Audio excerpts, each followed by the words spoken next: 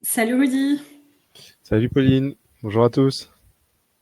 On est ravis de pouvoir vous accueillir sur cet événement. Avant de commencer, on va s'assurer que le son est OK et l'image aussi. Vous avez un chat à disposition sur Livestorm, il est tout en bas à droite de votre écran. N'hésitez pas à nous dire que tout est OK, comme ça on va pouvoir démarrer ensemble.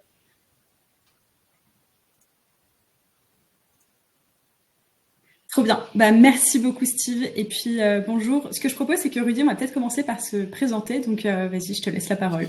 Bonjour à tous, je suis Rudy, je suis Customer Success chez Faro et donc c'est principalement moi que vous aurez en tant qu'interlocuteur lorsque vous serez abonné payant. Et je vous aide principalement avec Dorian sur la partie ciblage et sur la prospection, pour répondre à vos questions sur la prospection en général. Merci beaucoup. Et du coup, moi, je suis Pauline, je suis plutôt côté sales.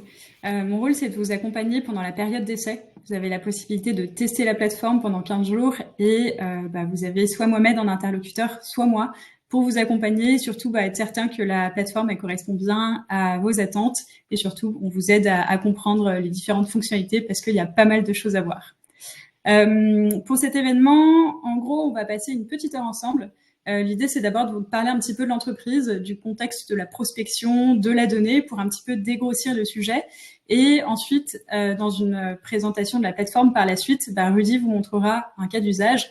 Et puis surtout, vous avez la possibilité de nous poser toutes vos questions tout au long de l'événement. Donc les choses sont pas écrites, c'est vous qui faites vivre aussi cet événement. N'hésitez pas, vous nous interrompez via le chat et puis nous, on répond au fil de l'eau. Go, dans ce cas, je commence avec la présentation. Donc déjà, sur Faro, nous, on existe depuis 2020. La société, elle a été créée par 3 personnes. Aujourd'hui, on est situé du côté de Paris. On est une quinzaine de personnes dans l'équipe, réparties sur toute la France, ça on le précise, on n'est pas tous à Paris.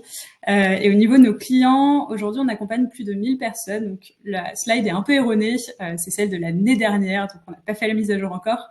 Mais aujourd'hui, on accompagne plus de 1000 personnes qui utilisent Faro pour créer leur fichier de prospection, connecter leurs différents outils. On verra ça ensemble par la suite. Et petite info qui peut peut-être en intéresser certains, on a fait une première levée de fonds en 2022 de 500 000 euros.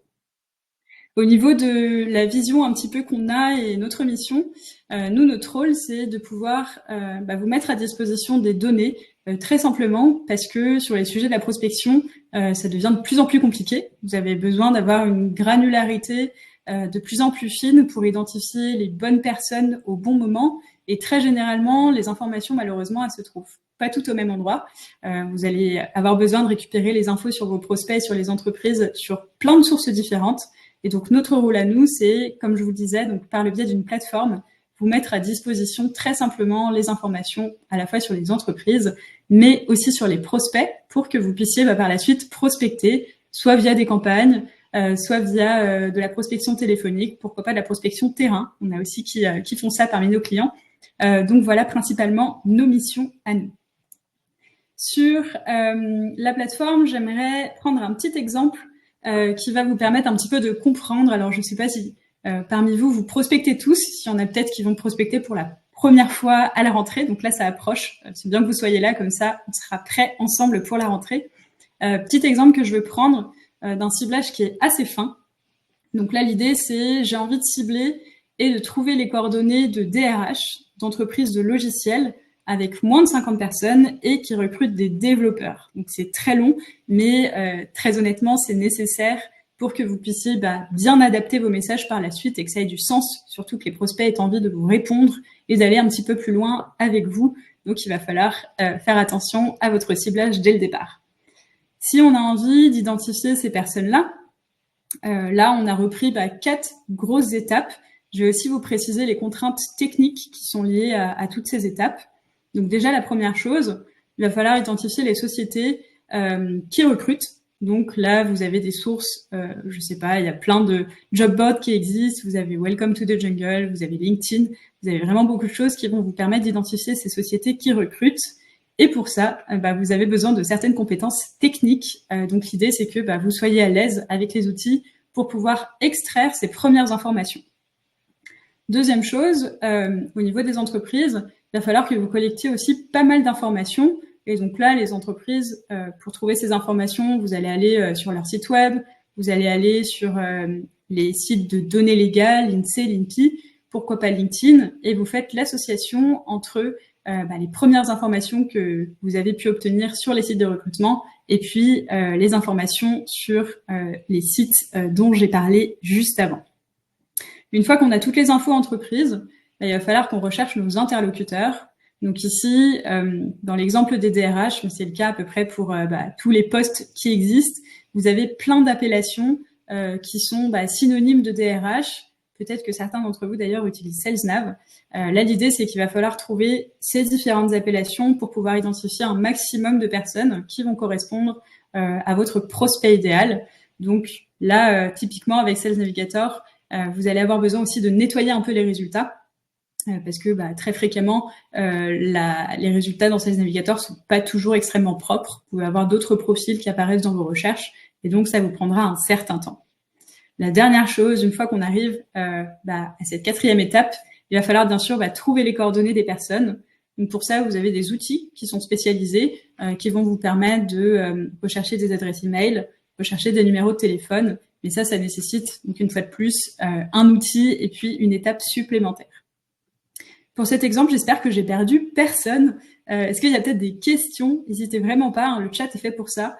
Rudy le modère d'ailleurs pendant que je suis en train de vous présenter l'exemple, donc n'hésitez vraiment pas à intervenir.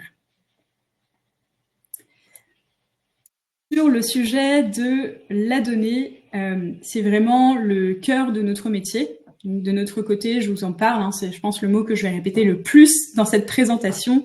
On va traiter des millions et des millions de données pour vous donner un petit peu une représentation, quelques ordres de grandeur.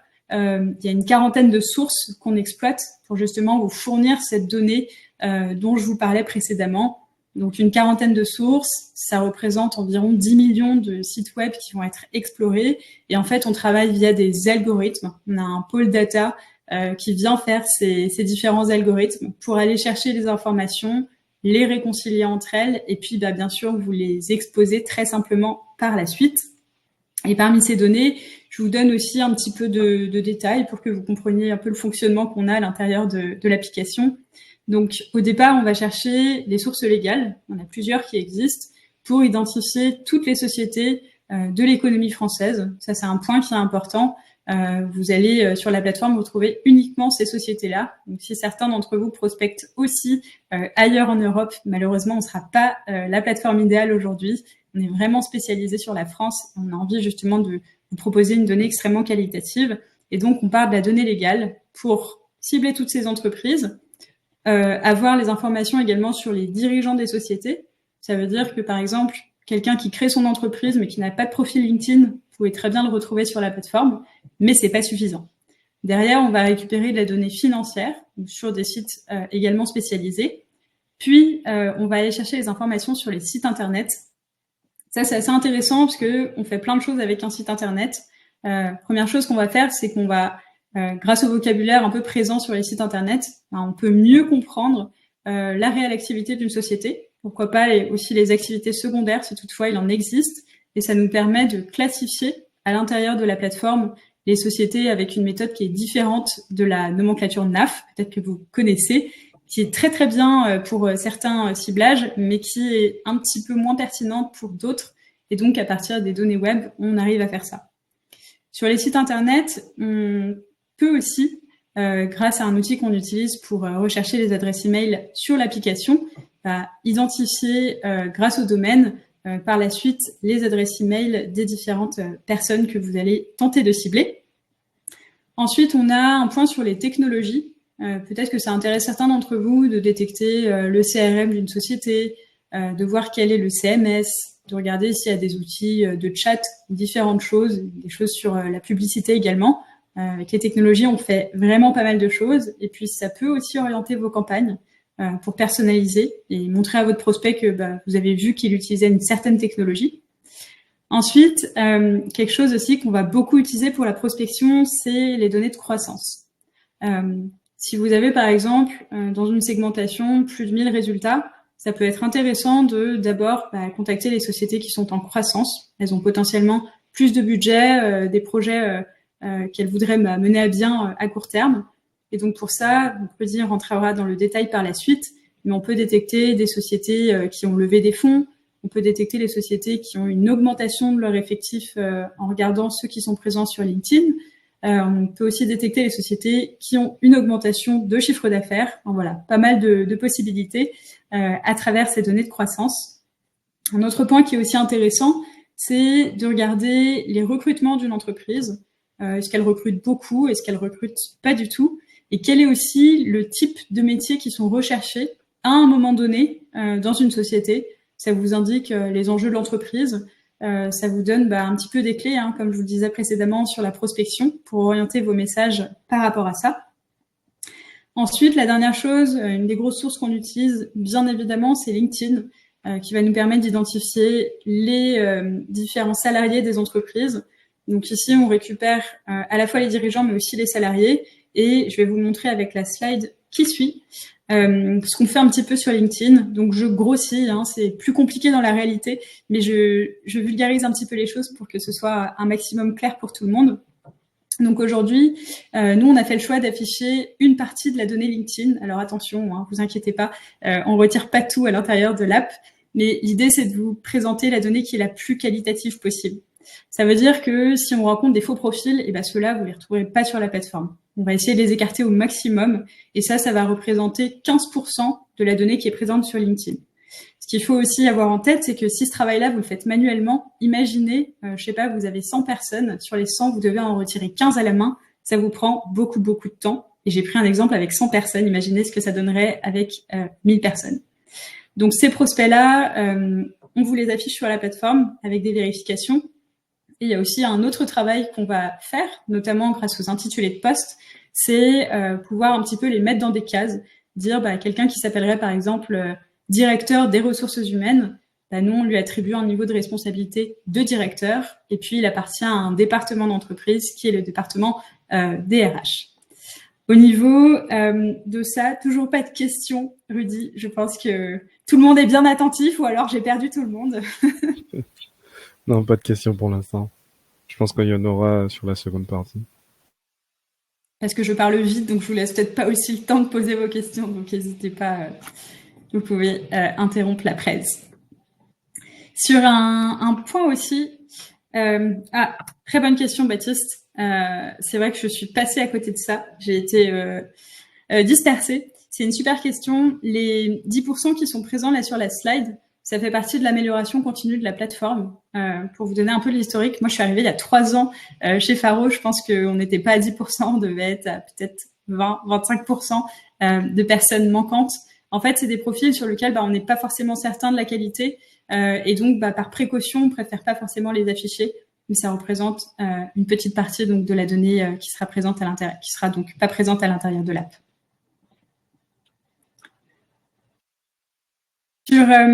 Sur cette slide-là, je vais aussi vous parler d'un point qui est important, c'est la mise à jour de la donnée. Peut-être que certains d'entre vous, historiquement, ont par exemple fait l'acquisition de différentes bases de données. Sachez qu'une base de données, après un certain temps, il y a une bonne partie qui est obsolète.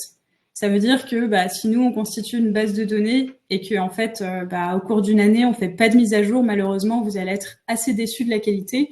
Et donc, ce qu'on fait, c'est qu'en fonction des sources et de un peu la durée de vie d'une information, un changement de poste, la santé d'une entreprise, nous, on va faire ces différentes mises à jour pour essayer de vous présenter la donnée qui est la plus propre possible. Donc, par exemple, sur les données de levée de fonds, sur les données de recrutement, là, on va faire des mises à jour tous les 15 jours parce que c'est nécessaire, c'est une donnée qui est rapidement obsolète et donc, on le fait tous les 15 jours. Sur les profils LinkedIn, sur la donnée légale, ça, on a besoin de le faire un tout petit peu moins fréquemment et donc on va le faire tous les mois. Le dernier point, c'est sur la partie technologie. Ça, a priori, ça change beaucoup moins fréquemment et donc la mise à jour sera faite tous les 3 mois. Au niveau de la plateforme, sur Faro, je vous donne aussi un petit peu des chiffres pour que vous puissiez appréhender un petit peu ce que vous allez retrouver comme entreprise, retrouver comme prospect, parce que je vous ai peut-être effrayé avec les volumes, je vois notamment dans les questions. Vous allez retrouver plus de 3 millions de sociétés présentes sur l'application. On a différentes classifications pour notamment cibler ces entreprises, le code NAF et puis 2 classifications qui sont présentes à l'intérieur de l'application qu'on a créées nous-mêmes avec des activités et puis des thèmes. Par exemple, activité de conseil, thème prospection. Je vous donne un petit exemple comme ça. Au niveau des décideurs, vous retrouvez plus de 10 millions de personnes présentes sur l'application. Et il y a une notion, ça c'est réellement une des forces de la plateforme, c'est ce qu'on a appelé les filtres magiques. Donc il y en a vraiment beaucoup sur l'application. Donc les cas d'usage, bien sûr, sont à décliner en fonction de vos besoins.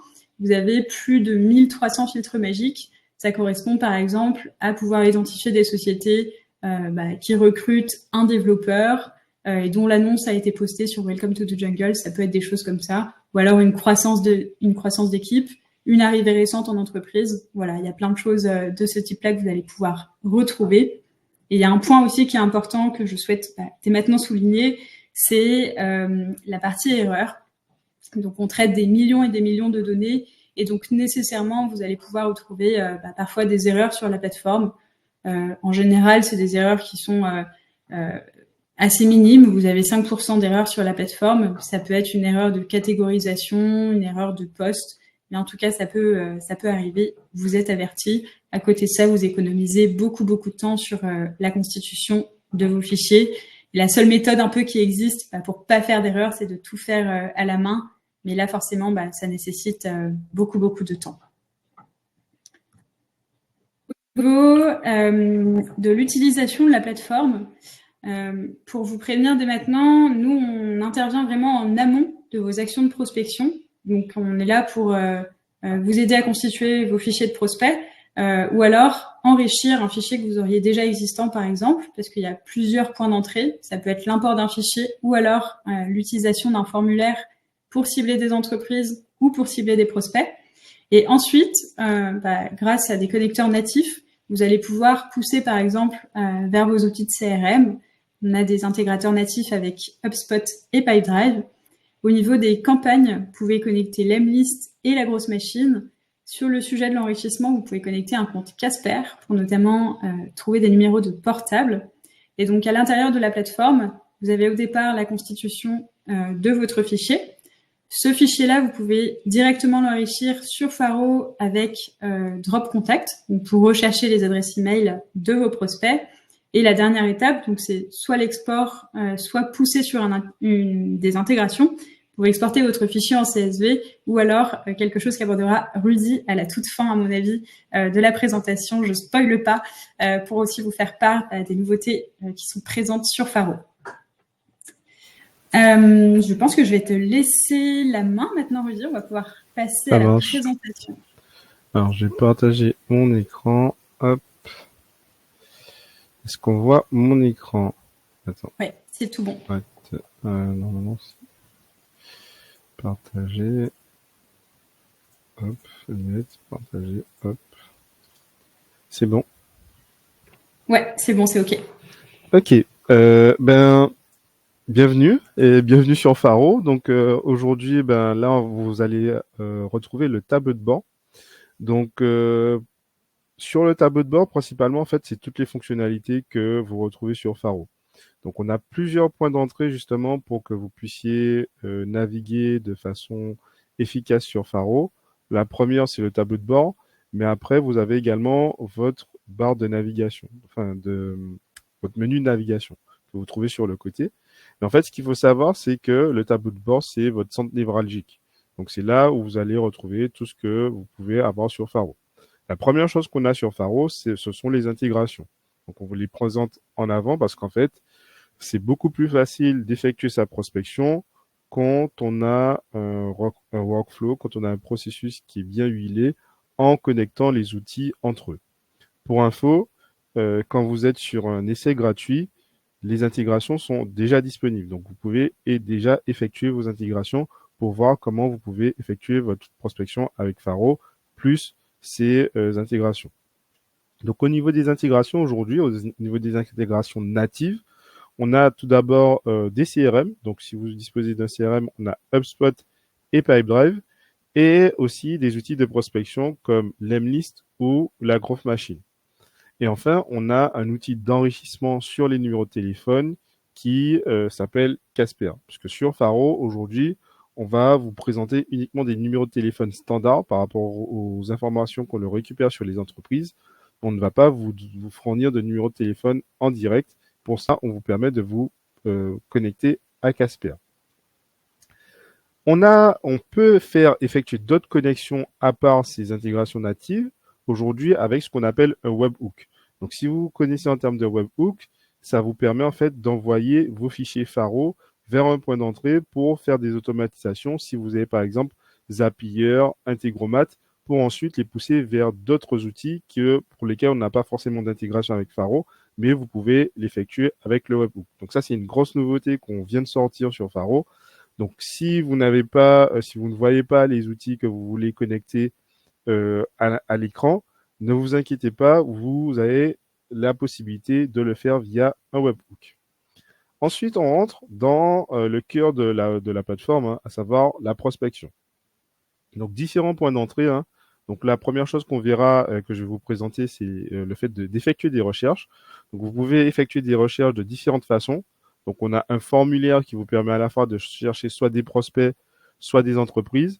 Mais vous pouvez également utiliser, par exemple, la barre de navigation ici qu'on a ici avec la petite pub où vous pouvez chercher des entreprises ou des personnes directement. Donc, si vous avez une recherche unitaire à faire, vous pouvez le faire. Et on a une dernière option qui vous permet d'importer un fichier. Donc, soit vous importez une liste d'entreprises, donc vous faites tout simplement un copier-coller à partir des noms d'entreprise, de son site internet ou de son numéro de sirène ou de sa page LinkedIn, ou bien on peut vous enrichir un fichier sous format Excel ou CSV. Donc, si vous avez un fichier avec certaines informations, on pourra les rechercher sur Faro et ça va faire l'objet d'une recherche tout simplement. Ensuite, vous aurez accès à vos listes, hein. Donc, puisque le but de Faro aujourd'hui, c'est vraiment de créer des listes, hein. Donc, on vous permet de créer des listes pour avoir différentes informations sur des prospects ou sur des entreprises. Ensuite, vous pourrez voir vos recherches, hein, parce qu'en fait, il y a des recherches qu'on va toujours faire, qu'on va faire de façon récurrente. Et donc, nous, ce qu'on vous conseille lorsque vous allez sur Faro, c'est de faire le maximum de recherches possible avant de créer vos listes et surtout de sauvegarder ces recherches. Parce qu'une recherche qui est bien ficelée, en la sauvegardant, c'est beaucoup plus facile de la répéter puisque ça se fait en un clic. Ensuite, sur Faro, on va parler des crédits, hein, puisque sur Faro, vous disposez, on verra les tarifs par la suite, mais vous disposez, pour exemple, lorsque vous prenez un abonnement d'1 an sur Faro, vous disposez de 24 000 crédits. Ça correspond à environ 2 000 crédits par mois. Et donc, si vous prenez un abonnement annuel, vous aurez directement 24 000 crédits dès le premier jour. Et enfin, vous pouvez utiliser Faro de façon avec plusieurs utilisateurs, c'est-à-dire que vous pouvez ajouter d'autres personnes et donc là, vous avez la possibilité de les inviter. Ensuite, pour développer le potentiel de Faro, vous avez la possibilité de programmer une démo. Donc aujourd'hui, on vous fait un webinaire de présentation. Donc là, c'est quand vous êtes sur la partie gratuite, hein, mais lorsque vous êtes sur la partie payante, ce qu'on vous recommande, c'est de faire appel au Customer Success, donc soit Dorian, soit moi, pour justement vous parler de la plateforme et vous aider à mieux l'utiliser. Si vous ne souhaitez pas faire appel à nous directement, vous pouvez faire ce qu'on appelle un self-onboarding et pour cela, on vous a mis à disposition une grosse documentation, à savoir que vous pouvez prendre en main de façon totalement autonome. Donc là, on vous a mis toutes les actions à réaliser qui sont des actions basiques, hein, des actions essentielles. Donc, enregistrer une recherche, ajouter un prospect à une liste, rechercher un ou plusieurs emails, connecter vos outils, importer un fichier XLS ou CSV, exporter des prospects ou inviter des utilisateurs. Donc ça, c'est des choses que je vais vous présenter aujourd'hui, mais si vous avez besoin par la suite de revoir ce process-là, de regarder, d'avoir un guide par rapport à ça, vous avez à disposition ces articles-là et le centre d'aide. Donc, il vous suffit juste de cliquer dessus. Et en fait, vous avez l'ensemble des articles qui vous aident sur la plateforme. Enfin, nous, on a ce qu'on appelle, enfin, on a notre chaîne YouTube qui publie pas mal de contenu. On a une fonctionnalité qui s'appelle exemple de ciblage. Donc, quand vous débutez sur la plateforme, vous n'êtes pas forcément au fait de l'ensemble des ciblages qui sont simples ou qui sont complexes sur Faro. Donc, nous, on vous a mis une fonctionnalité d'exemple de ciblage justement pour que vous puissiez chercher des entreprises par rapport à un ciblage que vous ne savez pas forcément effectuer au début. Ensuite, on a notre blog sur lequel on publie pas mal d'articles sur la prospection en général, hein, pas seulement sur le côté produit, le côté Faro. Et enfin, vous avez une partie feedback et accompagnement où en fait là, on vous interroge tout simplement. Donc si vous avez des idées de fonctionnalités, n'hésitez pas. Si vous voyez des erreurs et des bugs également, signalez-nous, puisque nous, on prend ça en compte pour améliorer de façon continue la plateforme, hein. Donc comme vous a dit Pauline, nous, l'idée c'est que si vous nous remontez une erreur, forcément, nous, on pourra faire un retour à nos équipes en interne, donc soit l'équipe tech, soit l'équipe data. Et si vous avez besoin d'aide, tout simplement, vous pouvez contacter le support. Donc, nous, on est disponible sur le chat. Donc, ici, vous pouvez contacter directement le support. Donc, ça, c'est votre tableau de bord. Et en fait, en plus du tableau de bord, nous, on a récemment ajouté ce qu'on appelle un menu de navigation. Donc, en fait, quand vous allez aller sur différentes fenêtres, vous avez toujours votre menu de navigation qui est disponible justement pour voir les différentes options qui sont ouvertes à vous. Donc, typiquement, la première partie, c'est le ciblage. Ensuite, votre prospection avec vos listes, vos recherches enregistrées et les synchronisations. Enfin, vous avez la fonctionnalité d'import et ensuite la partie sur votre compte et la facturation. Donc là, on va commencer tout simplement en effectuant une recherche sur Faro. Donc j'arrive sur Faro. Comment j'effectue une recherche? Donc soit je peux aller sur le bouton tout simplement nouvelle recherche, soit je peux aller sur cibler des prospects, cibler des entreprises ou la fonctionnalité exemple de ciblage. Donc ici, je clique sur nouvelle recherche. Donc là, ce que vous aurez, c'est un formulaire de recherche. Alors, je ne me suis pas arrêté, mais est-ce qu'il y a déjà des questions, Pauline, ou pas? Pour l'instant, aucune question. Ok. Donc en fait, sur Faro, si vous cherchez des prospects ou des entreprises, ce qu'on vous donne, c'est une fonctionnalité de ciblage des prospects. Donc tout simplement, en fait, c'est un formulaire où en fait vous aurez différents champs. Donc typiquement, si je veux aller chercher des prospects, vous aurez un champ ciblage des prospects, un champ ciblage des entreprises, la localisation et un critère de taille. Le formulaire pour cibler des entreprises, c'est exactement le même. La différence, c'est qu'en fait, vous avez, comme vous voyez, il y a ciblage des prospects qui disparaît logiquement. Donc en fait, c'est le même formulaire, sauf que dans un cas, vous allez cibler des personnes dans des entreprises. Dans l'autre cas, vous allez cibler uniquement les entreprises. Donc ça dépend de ce que vous voudrez et du type d'information que vous voulez. Donc dans le cas où je veux cibler des prospects, comment ça fonctionne? Sur Faro, nous, on a le champ cibler des prospects. Donc cibler des prospects, donc si je l'ouvre, donc là je clique sur explorer, mais je peux également taper des mots-clés, hein. Donc là, par exemple, je vais cliquer sur explorer pour vous expliquer comment ça fonctionne sur Faro. Donc nous, en fait, sur Faro, avec les informations que l'on collecte, donc à partir de LinkedIn, des informations légales, etc., on a une fonctionnalité qui permet en fait de classifier les personnes selon leur intitulé de poste. Et donc pour chercher sur Faro, tout simplement, on a juste besoin de sélectionner le département et le niveau hiérarchique de la personne pour que ensuite Faro dise OK, ben moi je vais aller vous chercher toutes les personnes qui répondent à ce département et à ce niveau hiérarchique. Donc typiquement le cas que je prends le plus souvent, c'est le cas de l'exemple marketing. Donc par exemple, si je prends le département marketing, donc là vous voyez, j'ai le département marketing, je n'appuie pas encore sur le plus pour pas vous perdre tout de suite, mais j'appuie sur le département marketing et ensuite je vais chercher des directeurs. Et en fait, comme vous voyez, j'ai l'option, donc là ça va me chercher toutes les personnes qui sont dans le département marketing et qui ont le niveau de directeur. Donc, comme vous voyez, il y a un booléen. Donc, ça me combine ces deux termes. Donc, en fait, ce qui se passe, c'est que là, je vais demander, si je lance ma recherche, je vais demander à Faro d'aller me chercher toutes les personnes qui ont qui sont affiliées à directeur marketing. Et donc, la fonctionnalité, nous, ce qu'on fait comme travail, c'est que en fait, on a déjà récolter l'ensemble des intitulés de poste. Donc, ça ira vous chercher à la fois des personnes qui ont comme intitulé de poste Chief Marketing Officer, Head of Marketing, Marketing Director, etc. Parce qu'en fait, nous, on a déjà fait ce travail-là. Et en fait, du coup, ce que vous pouvez faire, c'est que si vous ne voulez pas uniquement, si vous avez des spécialisations du marketing, vous avez la possibilité également de chercher par spécialisation.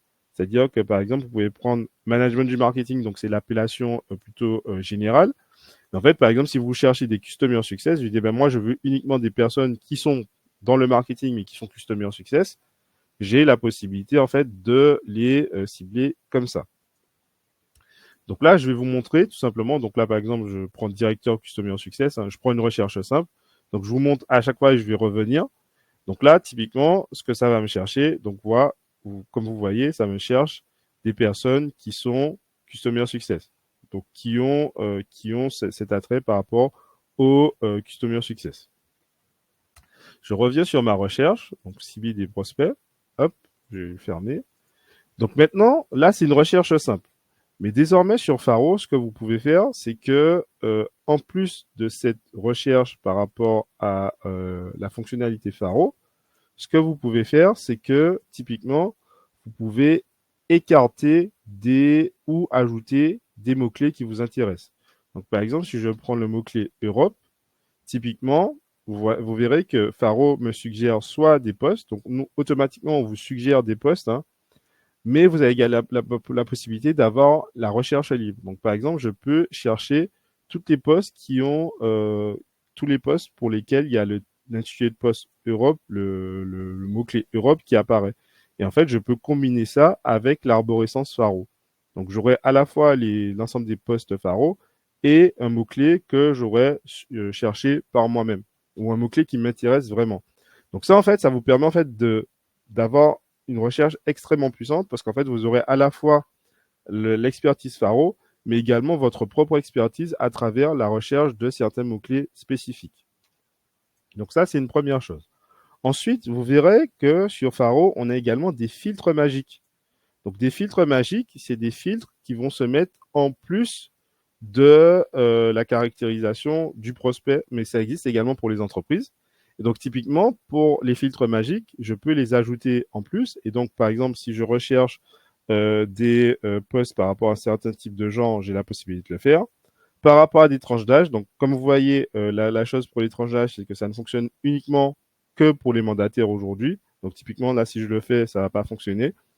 Mais si par exemple vous cherchez des mandataires, donc c'est tout ce qui est CEO, directeur général, etc., vous pouvez chercher par tranche d'âge. On a également des fils par rapport à la mise à jour de la donnée. Donc nous, on est très transparent par rapport à ça. Donc vous avez par rapport à la dernière mise à jour de la donnée. Et également, on a un filtre magique qui est un filtre magique par prise de poste récente. C'est-à-dire que nous, on va vous taguer les personnes qui sont arrivées à leur poste depuis moins de 9 mois et donc vous avez la possibilité de chercher par rapport à ça. Maintenant, on arrive sur le ciblage des entreprises. Le ciblage des entreprises, c'est la même mécanique que pour le ciblage des prospects. C'est-à-dire que là, je vais aller sur Explorer et non, en fait, nous, sur Faro, on classifie les entreprises selon plusieurs critères que l'on récupère. C'est-à-dire, le premier critère qu'on va utiliser, c'est le code NAF. Donc, c'est la donnée légale sur laquelle l'entreprise s'est enregistrée. Hein. Donc, c'est pas Faro qui choisit le code NAF, c'est l'entreprise qui choisit son code NAF. Et nous, on va récupérer justement cette donnée-là. Et en fait, vous avez la possibilité de chercher par code NAF. Néanmoins, comme vous l'a expliqué Pauline, nous, on a fait notre propre classification par rapport aux entreprises. Parce qu'en fait, souvent, autant le code NAF peut être très pertinent pour certaines industries, autant pour d'autres, on peut retrouver au sein du même code NAF des entreprises qui sont totalement différentes. Et donc, nous, ce qu'on a fait sur Faro, justement, pour améliorer et pour vous permettre de rechercher au mieux des entreprises, ce qu'on a fait, c'est qu'on les a classifiées selon, donc on a créé notre propre classification selon des activités Faro ou des thèmes Faro. La différence est que l'activité, c'est ce que l'entreprise fait en elle-même. Hein. Donc, par exemple, on a plusieurs types d'activités, comme vous voyez. Donc, on peut avoir location, on peut avoir informatique, donc par exemple, agence web, développement de logiciels, développement mobile, etc. Et on a par exemple, le thème dans lequel la société évolue. Donc, en fait, elle a son activité, mais elle a le thème, c'est-à-dire est-ce qu'elle évolue peut-être au niveau de l'audiovisuel, est-ce qu'elle évolue peut-être au niveau des jeux vidéo. Typiquement, on peut faire cela. Et en fait, en combinant ces différents mots-clés, on a la possibilité de chercher avec précision des entreprises avec vraiment des thématiques précises. Et donc, en fait, nous, ce qu'on fait, c'est que, par exemple, on va récupérer une entreprise sur Faro. Donc, par exemple, typiquement, je vais chercher une entreprise comme EDF. Nous, on va aller regarder d'abord la donnée légale d'EDF en regardant son code NAF. Ensuite, on va regarder les différents mots-clés qui font que EDF est EDF, hein. Donc, on va regarder la description légale, on va regarder la description LinkedIn, on va regarder son site internet. Et à partir de là et des mots-clés qui reviennent le plus souvent, on va classifier EDF selon certaines activités. Et donc, ça permettra en fait d'avoir ce qu'on appelle un ciblage vraiment précis avec un ensemble de mots-clés qui permettra d'identifier EDF. Et donc, on verra par la suite, dans quelques secondes, je vais vous montrer comment identifier facilement ces entreprises. Donc là, par exemple, j'ai mis différents mots-clés et thèmes différents. Et en fait, j'ai la possibilité de les combiner. Mais en fait, c'est selon ce que vous voulez. Donc là, par exemple, je vais prendre un exemple. Je vais juste prendre, par exemple, alors j'avais vu jeu, hop. Donc si je tape un mot-clé, en fait, ça va me donner justement ces mots-clés-là. Donc par rapport aux activités item Faro. Et comme sur sur le même principe que sur le ciblage des prospects, vous avez des filtres magiques. Et en fait, les filtres magiques, ça vous permettra d'ajouter une couche supplémentaire par rapport à la catégorisation d'une entreprise avec des filtres vraiment sur l'état de l'entreprise. Est-ce que, par exemple, l'entreprise, elle est en croissance ou forte croissance? Est-ce qu'elle a effectué, par exemple, une levée de fonds? Donc, on peut chercher par rapport à des critères vraiment précis. Est-ce que l'entreprise est en recrutement? Donc, par exemple, on va regarder, comme Pauline vous a dit, on va sourcer des informations à partir de Welcome to the Jungle et Indeed. Et en fait, on a la possibilité d'aller vraiment précisément, puisqu'on peut aller regarder même jusqu'à quel recrutement par type de poste. Et en fait, j'ai la possibilité en fait de rajouter ces critères-là justement pour avoir une recherche, un ciblage vraiment précis. Ou encore par technologie. Donc par technologie, on va aller voir typiquement les technologies que l'on retrouve sur le site internet de l'entreprise.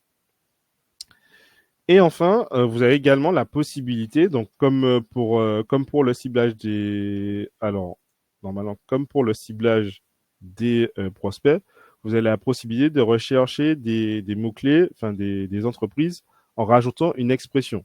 Donc, comme je vous ai dit, l'expression, par exemple, pour les entreprises, on va aller chercher sur le site internet de l'entreprise, sur la métadescription, sur la description légale de l'activité et sur les noms légaux et LinkedIn de l'entreprise. Donc, ça peut vous rajouter une couche supplémentaire. Et donc, typiquement, pourquoi on a rajouté cette fonctionnalité-là? C'est parce qu'à un moment donné, nous, on avait un client qui nous demandait, mais écoutez, moi, je cherche des entreprises qui sont sur la thématique du e-commerce. Donc, ce que vous faites très bien sur Faro. Mais moi, je vais aller beaucoup plus loin puisque je vais aller chercher des sites e-commerce qui commercialisent des couches bébés. Et donc, typiquement, en combinant ces deux mots-clés-là, donc site e-commerce plus couche bébé, eh ben, désormais, on a la possibilité de cibler cette thématique avec précision sur Faro. Et donc, vous pouvez faire le parallèle et faire la même chose sur des cibles que vous cherchez par rapport à ça. Ensuite, vous avez la localisation. Donc, sur Faro, on peut chercher par ville, code postal, département ou région. Donc, par exemple, si je prends Bordeaux, ici, et en fait, on vous donne une distinction entre siège de l'entreprise et lieu de travail du salarié.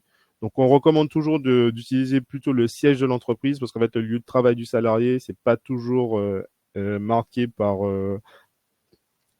avec précision par les salariés, parce qu'en fait, c'est du déclaratif par rapport à ce qu'ils déclarent sur leur profil LinkedIn. Et enfin, vous avez la taille de l'entreprise où en fait, là, vous avez plusieurs critères. Donc, la taille de l'entreprise, nous, ce qu'il faut savoir, nous, on regarde principalement l'effectif France. Donc, nous, on vous calcule l'effectif France par rapport à l'ensemble des données que l'on a. Et donc, en fait, vous pouvez chercher via cet effectif-là. Mais il peut y avoir la possibilité, en fait, que vous cherchez des entreprises qui ont peut-être un effectif France qui est moindre, mais qui ont un gros effectif au niveau international. À ce moment-là, vous avez la possibilité également de rajouter ce critère-là. Et donc, nous, on va regarder principalement la page LinkedIn, hein, puisque c'est en général elle qui rassemble l'ensemble de ces données. Ensuite, vous avez le chiffre d'affaires que l'on regarde si l'entreprise publie son chiffre d'affaires, hein. Donc, nous, on va essayer d'avoir les données les plus à jour possibles. Mais si, par exemple, l'entreprise n'a pas publié son chiffre d'affaires, on ne pourra pas utiliser ce critère-là pour elle. Donc, on va regarder les derniers chiffres d'affaires qui ont été publiés. Et enfin, une donnée importante comme le nombre d'établissements, où là, vous pouvez chercher avec ce critère de nombre d'établissements. Donc là, typiquement, je vais lancer une recherche. Hop, je lance ma recherche. Et là, je vais avoir un certain nombre de résultats. Est-ce qu'il y a des questions? Pas de questions. Ok. Donc là, par exemple, typiquement, moi, j'ai pris l'entreprise, enfin la thématique du jeu vidéo. Et en fait, ça va m'afficher en fait toutes les entreprises qui ont potentiellement une thématique de jeu vidéo. Donc typiquement là, par exemple, vous voyez l'Olympique Lyonnais. L'Olympique Lyonnais, on se dit, eh ben oui, l'Olympique Lyonnais, normalement, c'est un club de foot. Mais il faut savoir également que l'Olympique Lyonnais a une structure e-sport. Et donc en fait, ils ont une thématique de jeu vidéo. Et en fait, ces thématiques-là, on les retrouve au niveau du ciblage. Donc, comme je vous disais, l'ensemble du ciblage Faro, on le fait à partir de différents mots-clés que l'on a. Et en fait, si vous voulez vraiment une recherche précise et écarter des mots-clés ou en ajouter, il faut vraiment être sur des choses vraiment précises, des critères vraiment précis. Ce qu'on a au niveau des résultats. Donc là, vous êtes toujours sur votre recherche. Pour l'instant, vous n'avez dépensé aucun crédit. Pour l'instant, vous êtes juste sur de l'exploration, de la consultation de résultats. Vous n'avez pas encore dépensé de crédit, vous n'avez pas encore créé de liste. Là, on vous permet en fait de voir l'ensemble des résultats. Donc là, typiquement, la première chose qu'on vous affiche, donc ma recherche de prospects, donc pour bien vous indiquer que vous êtes dans une recherche, on vous affiche le nombre de prospects que l'on a. Donc là, on vous affiche un prospect par fonction par entreprise. En fait, s'il y a plusieurs personnes sur cette fonction, vous avez la possibilité d'en afficher plusieurs. Donc typiquement, là, j'en ai 89. Et quand on en affiche un seul, on vous affiche en fait la personne qui potentiellement a le plus haut niveau de responsabilité. Et si vous cherchez plusieurs personnes, moi, je vous recommande d'utiliser la fonctionnalité tous.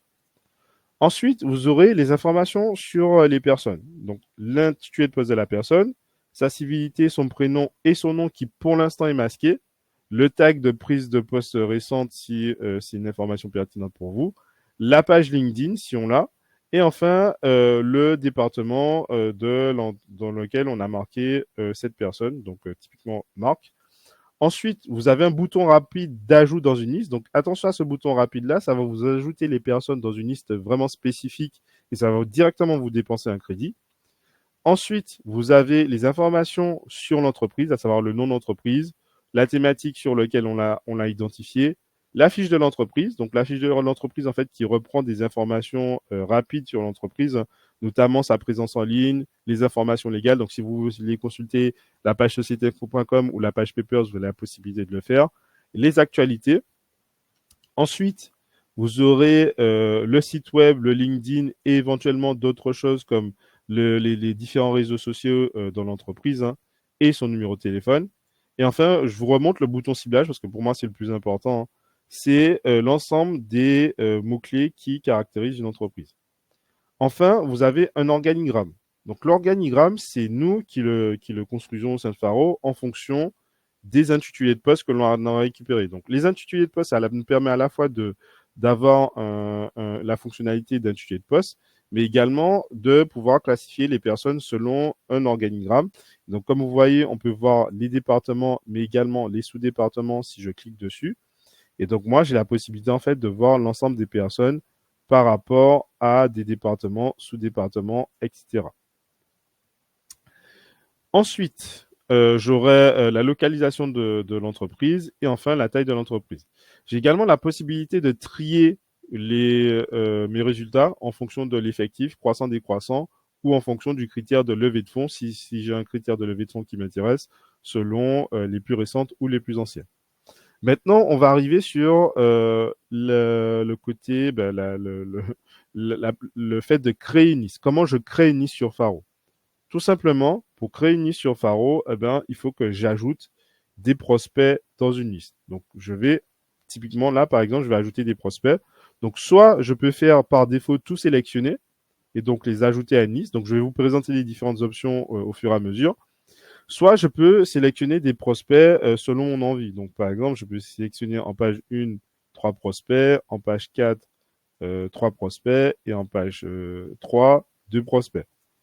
Donc là, je vais construire ma première liste. Et donc, tout simplement, ce que je vais faire, c'est que je vais faire sélectionner et je vais les ajouter. Là, vous avez plusieurs types de choix. Le premier choix, c'est d'ajouter tous les prospects à une liste directement. Donc là, on vous ajoute tous les prospects à une liste. On n'effectue pas l'enrichissement email, on vous les ajoute directement. Donc ça peut être intéressant si l'enrichissement email ne vous intéresse pas et ça vous fait gagner du temps puisque ça vous affiche directement les personnes dans la liste et ça vous permet de créer une liste rapidement. Les deux autres choix concernent la recherche email. Vous avez un premier choix où vous avez la possibilité de chercher les emails, puis les ajouter à une liste. Donc là, typiquement, on va vous ajouter toutes les personnes et en même temps, on va effectuer la recherche mail avec Dropcontact. Donc Dropcontact, c'est notre partenaire qui permet d'enrichir les emails. Et ce qu'il faut savoir, c'est que Dropcontact, avec ces outils-là, c'est que Dropcontact effectue la recherche en direct, mais n'a pas 100% de taux de découverte. Donc vous aurez un taux de découverte situé entre 50 et 60%. Donc pour 10 personnes que vous demandez, vous aurez en général 5 à 6 personnes pour lesquelles Dropcontact trouve un email. Pourquoi c'est quand même important d'avoir des personnes qui n'ont pas d'email?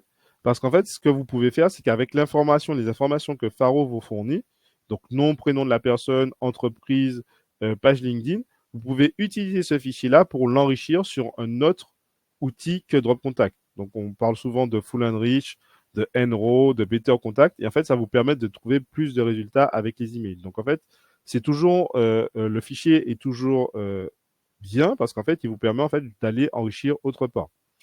Ensuite, vous avez un troisième choix où en fait, là, on va vous ajouter uniquement les prospects pour lesquels l'email a été trouvé. Donc, par exemple, si Dropcontact ne trouve que 5 à 6 personnes, ça va vous ajouter que ces 5 à 6 personnes-là et vous décomptez uniquement ces crédits-là.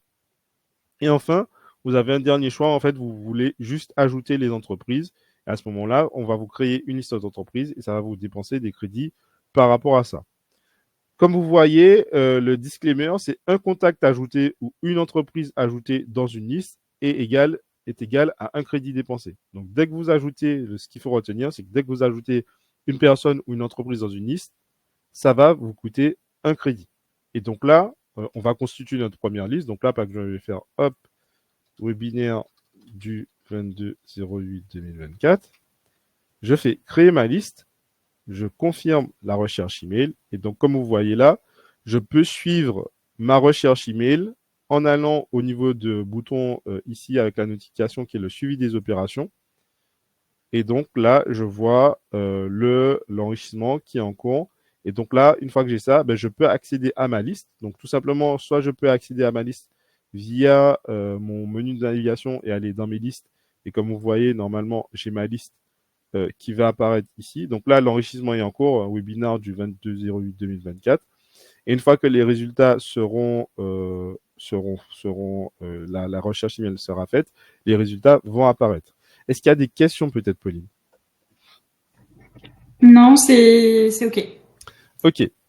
Donc là, je vois qu'il nous reste pas beaucoup de temps, mais en fait là, on a tout simplement fait la base de Faro, à savoir créer une liste. Donc ça, c'est simplement, c'est simple. C'est comme ça que vous allez créer des listes. Et donc là, ma liste, une fois que j'ai ma liste, donc j'ai ma liste ici. Donc comme vous voyez, ma liste, là, j'ai l'ensemble des informations. Et en fait, je peux exporter ces informations et surtout, je peux filtrer, donc ce qu'on appelle des filtres de prospection. Donc, je ne vous ai pas montré forcément sur la recherche, mais sur la recherche, vous avez la possibilité de filtrer par rapport à des filtres de prospection. Et donc, sur Faro, comme je vous ai dit, vous avez une chose très importante, c'est que vous pouvez chercher à la fois des sociétés avec site web, mais également des sociétés sans site web. Ça, c'est important lorsque vous faites de la recherche email. On ne pourra pas vous fournir une adresse email si vous cherchez des sociétés sans site web. Puisque en fait, c'est la condition sine qua non pour avoir une adresse email. Vous avez également la possibilité d'avoir des données comme les téléphones standards, les emails génériques, la donnée légale. Donc en fait, avec les filtres de prospection, qui sont à la fois disponibles dans votre recherche, mais également dans votre liste, ils sont un peu différents selon l'endroit où vous êtes. Mais en fait, ça vous permet en fait également, lorsque vous avez connecté vos outils, lorsque vous avez fait les intégrations, donc par exemple, regarder des personnes qui ne seraient pas dans votre CRM ou des personnes qui ne seraient pas dans votre outil d'envoi de campagne comme Lemlist ou la Growth Machine.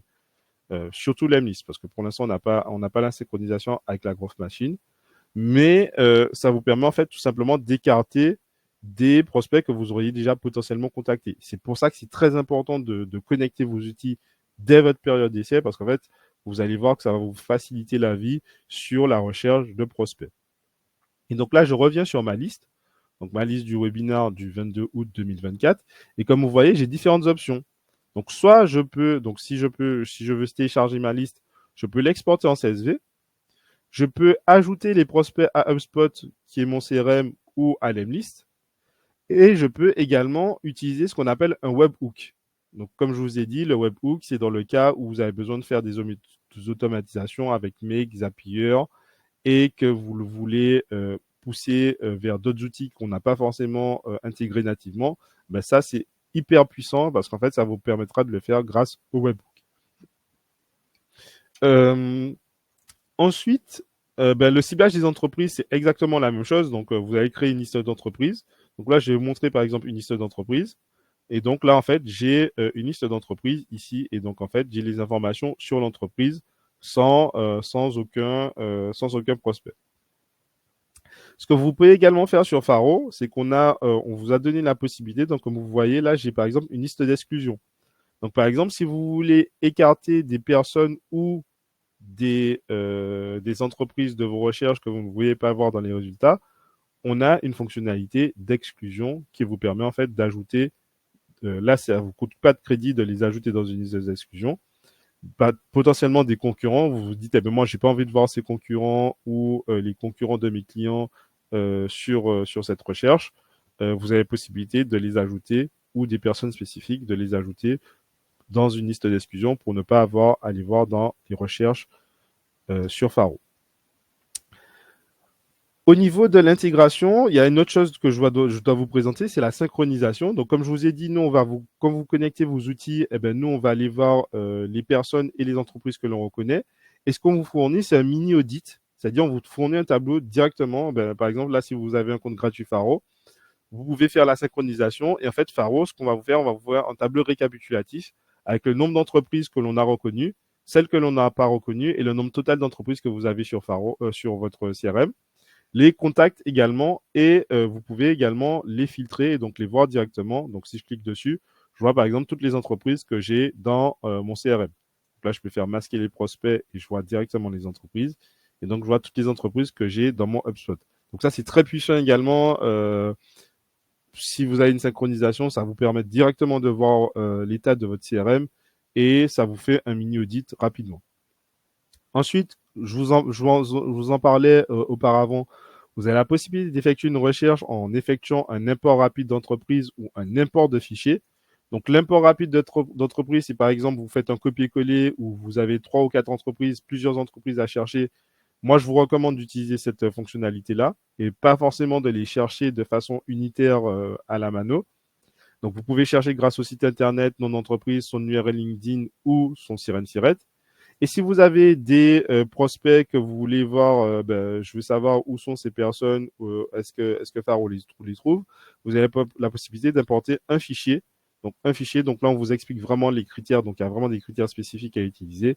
Et donc, ça vous permettra en fait de faire une recherche facilement. Et donc, vous avez également la possibilité de rechercher, par exemple, des personnes. Donc, typiquement, donc avec la barre de navigation ici. Donc, par exemple, si je cherche Rudy Ramin, donc moi, je vais pouvoir me trouver. Si par exemple je cherche une entreprise comme Faro, je vais pouvoir trouver Faro ici directement. Et ce qui est bien, c'est que derrière, vous pouvez par exemple, vous avez des options comme le fait de chercher, de voir toutes les entreprises associées au sens de LinkedIn. Donc par exemple, si je clique sur cette option-là, je vais avoir toutes les entreprises pour lesquelles des personnes se sont intéressées sur LinkedIn. Donc en général, les personnes qui ont cliqué sur Faro sont également allées consulter ce type d'entreprise. Ce n'est pas forcément des entreprises qui sont similaires, mais en fait, on note un intérêt par rapport à ces entreprises-là également. Je vais parler des abonnements. Je présente la page. Tu veux peut-être en parler, Pauline, plutôt? Tu peux y aller, vas-y, t'es bien lancé. Ok, donc au niveau des abonnements, on a différents types d'abonnements, hein. Donc l'abonnement le plus avantageux, comme je vous disais, c'est le paiement annuel. En fait, vous allez payer l'équivalent de 100 euros par mois et surtout, vous aurez directement 24 000 crédits qui sont disponibles immédiatement dès le premier jour. Donc dès le premier jour, vous allez payer l'équivalent de 100 euros par mois dans 100 fois 12 hors taxe. Et surtout, en fait, vous allez avoir l'ensemble des fonctionnalités et l'ensemble des crédits directement. Ensuite, on a des plans trimestriels. Donc, trimestriel, ça va vous coûter un peu plus cher. Ça va vous coûter 130 € hors taxe par mois.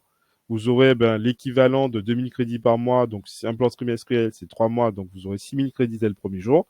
Et enfin, on a un paiement mensuel où, en fait, c'est 150 € par mois. Il faut savoir que l'abonnement sur Faro est à tacite reconduction. Donc, lorsque vous prenez un abonnement, ça se renouvelle automatiquement jusqu'à ce que vous nous disiez, moi, je souhaite résilier mon abonnement. Je pense que j'ai fait le tour. En tout cas pour cette partie-là, parce qu'il y a énormément de choses à vous présenter. Donc, on a été concis, on s'est attelé à vous présenter l'essentiel justement pour que vous puissiez comprendre la plateforme de la façon la plus rapide possible. Nous, ce qu'on vous invite à faire surtout, c'est, si vous ne l'avez pas encore fait, Ah, ma caméra était coupée, je n'avais même pas vu, pardon. Pourtant, elle s'affiche, c'est bizarre. Enfin bref, si vous souhaitez tester Faro pendant 14 jours, Pauline vous a mis le lien sur le chat. Durant cet essai, vous avez 100 crédits qui vous sont offerts. Donc moi, encore une fois, on vous recommande lors de cet essai d'utiliser Faro, de faire des tests, parce qu'en fait, c'est un essai gratuit. Et voilà. Donc, je te laisse conclure, Pauline. Ouais, déjà, il va nous rester 2 petites minutes ensemble. Si toutefois il y a des questions, n'hésitez pas à nous les poser là, sinon ce sera pas trop tard de nous les poser par la suite via le chat ou par email. Et aussi, autre chose, vous allez tous recevoir le replay de l'événement. On vous a donné beaucoup d'infos, mais comme l'a dit Rudy, on essaie d'être le plus concis possible. Il y a d'autres choses qu'on peut faire encore avec la plateforme, mais ça, vous allez découvrir aussi au fur et à mesure de vos essais. Et puis, sur la partie test, donc 15 jours, comme l'a dit Rudy, avec un volume de 100 crédits et l'accès aux intégrations si toutefois vous utilisez les outils qu'on a cités. Et puis nous, dès qu'on reçoit vos demandes d'activation, on peut les valider dans la foulée, donc n'hésitez pas à ne pas trop tarder. Et je vois qu'on a peut-être une question de Benoît. Il n'y a toujours pas ta caméra, Rudy, tu as disparu. Je sais pas, je vois qu'elle est allumée, mais le bouton il est rouge, tu vois. Je sais pas à quel moment ça s'est coupé. Assez tardivement, donc ça va. Question, alors Benoît, pour la synchronisation CRM avec n'importe quel outil, au niveau des synchronisations, elles vont uniquement être opérées avec les outils avec lesquels on a des intégrations natives. Typiquement, ça fonctionnerait pas, par exemple, avec le webbook et ni avec des outils CRM maison. Là, ça nécessiterait plutôt une partie API qui est pas encore disponible sur la plateforme. Mais donc pour l'instant, non, ce sera pas dispo. En revanche, en alternative, en général, les personnes qui ont besoin de veiller un peu à ne pas chercher les mêmes prospects, les mêmes entreprises qui sont déjà présentes dans les CRM, on peut créer des listes d'exclusion, comme le précisait Rudy un petit peu plus tôt, soit d'entreprises, soit de prospects. Ça vous consomme pas de crédit et ça vous évite d'avoir ces résultats-là quand vous faites des recherches sur l'app. Mais on pourrait peut-être développer après le sujet ensemble sur l'API parce qu'il y a tellement d'usages que ça nous intéresse pas mal de savoir un petit peu le vôtre, Benoît. Je vous recontacterai par la suite. Merci à tous. Ouais, ça y est, il est 14h. On peut vous libérer. Merci, merci beaucoup en tout cas d'avoir été présent. Et puis on espère vous voir assez rapidement sur la plateforme. Bonne journée. Bonne journée.